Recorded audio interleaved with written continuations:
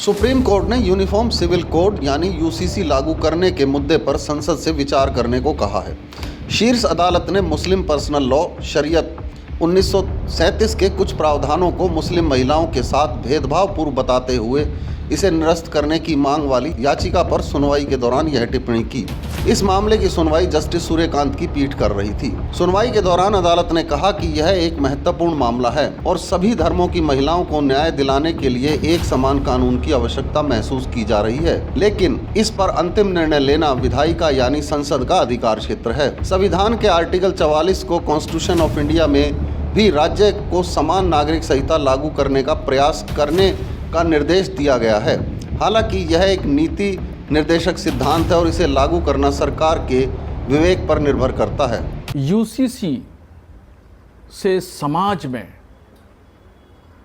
निफाक पैदा होगा और ये मुमकिन ही नहीं है कि एक कानून से सारे मज़हब के मानने वाले लोग बंध जाएं।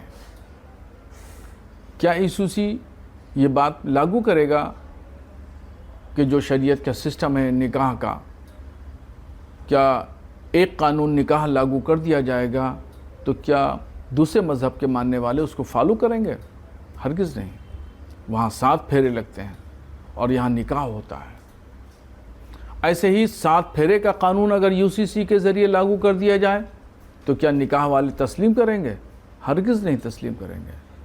ये तो मुमकिन ही नहीं है कि एक कानून बनाया जाए और एक कानून पे तमाम मज़हब के मानने वाले लोगों को तैयार किया जाए और कहा जाए कि नहीं तुम्हें यही अमल करना है, इसी पे अमल करना है। ये मुमकिन ही नहीं है। उनके बात का हम सभी साधु संत समर्थन करते हैं, क्योंकि भारत एक ऐसा देश है और एक देश के नाते सभी लोगों पर यह लागू होना चाहिए कानून, क्योंकि यूसीसी एक ऐसा कानून होगा जो हिंदू, मुस्लिम, सिख, ईसाई जितने भी लोग हैं उनके लिए कानून का पालन सबको पड़ेगा करना। यूसीसी कानून जब आएगा तभी एक राम राज के लिए बहुत बड़ा कदम है। यूसीसी कानून आने पर जाति से लेकर के और तलाक, विवाह, शादी, अन्य चीज को लेकर के कोई मतभेद नहीं होगा। इसीलिए यूसीसी कानून बहुत अच्छा कानून है। निश्चित रूप से सर्वोच्च न्यायालय का टिप्पणी अत्यंत सराहनीय है।